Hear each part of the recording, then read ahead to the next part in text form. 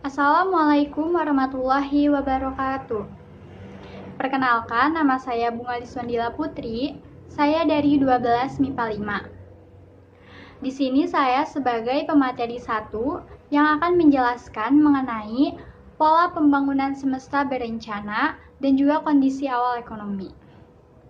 Sebelumnya, izinkan saya untuk menjelaskan apa itu pola pembangunan semesta berencana. Pola pembangunan semesta berencana yaitu pola pembangunan yang menyeluruh di segala aspek kegiatan masyarakat dan terencana sesuai dengan skala prioritas. Selanjutnya, saya akan menjelaskan mengenai kondisi awal pada saat pola pembangunan semesta berencana dengan menggunakan mind mapping.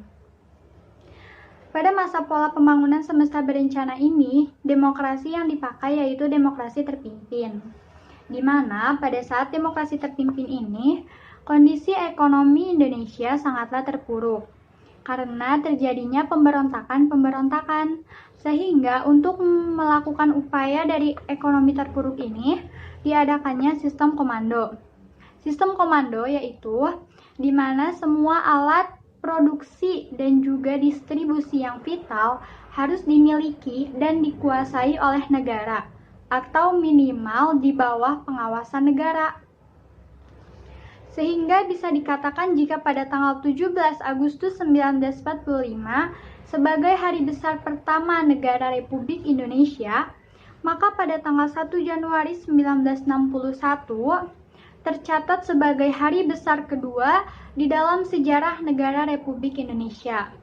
Mengapa begitu? Karena pada tanggal 1 Januari 1961 ini terjadi pengayunan cangkul yang pertama oleh Presiden Soekarno, tepatnya di Jalan Pegangsaan Timur nomor 56 sebagai amanat dari bentuk penutupan sidang pertama MPRS yang diikuti oleh 17 orang anggota yang di dalamnya terdapat 8 orang anggota wanita sebagai isyarat simbolis terbentuknya pola pembangunan nasional semesta berencana. Nah, selain itu, pada tanggal 15 Agustus 1959 ini, Indonesia melakukan upaya untuk mengatasi ekonomi yang lebih baik, di mana dibentuknya Dewan Perancang Nasional atau bisa disingkat Dapernas.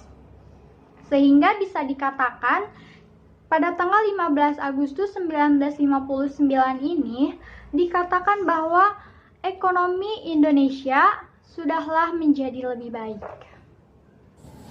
Saya Muhammad Rizky Kurniawan Gemilang akan menjelaskan tentang tugas Dewan Perencanaan Nasional. Yang pertama ialah untuk tugas dari Depernas ialah untuk merancang rancangan undang-undang pembangunan nasional yang terencana. Yang kedua ialah untuk melakukan penilaian terhadap penyelenggaraan pembangunan di taraf nasional. Untuk itu Bung Karno berpendapat bahwa dengan adanya pembangunan nasional ini dapat menarik sebanyak-banyaknya lapangan kerja baru yang sangat dibutuhkan bagi para pemuda dan pemudi Indonesia pada masa itu. Perkenalkan, nama saya Citra Sabrina Agni. Saya akan melanjutkan presentasi ini. Di sini saya akan membahas mengenai pola pembangunan semesta berencana.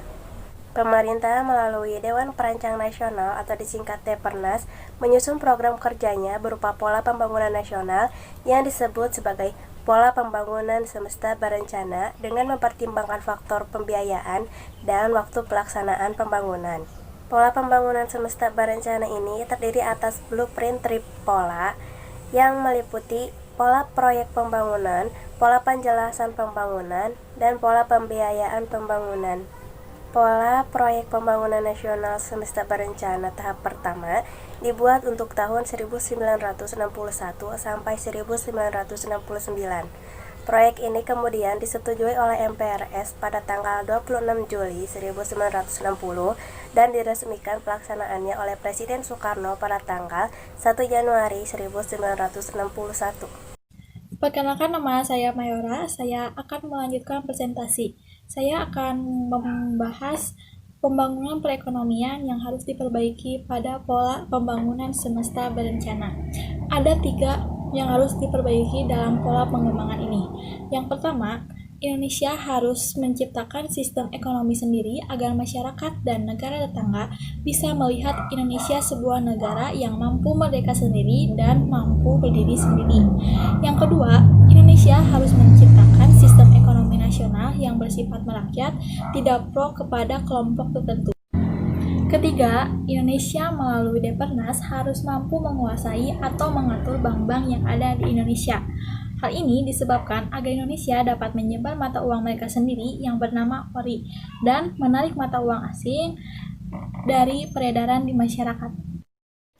Dengan adanya tiga aspek ini, ada beberapa hasil yang dicapai. Untuk pembahasannya akan dilanjutkan oleh rekan saya.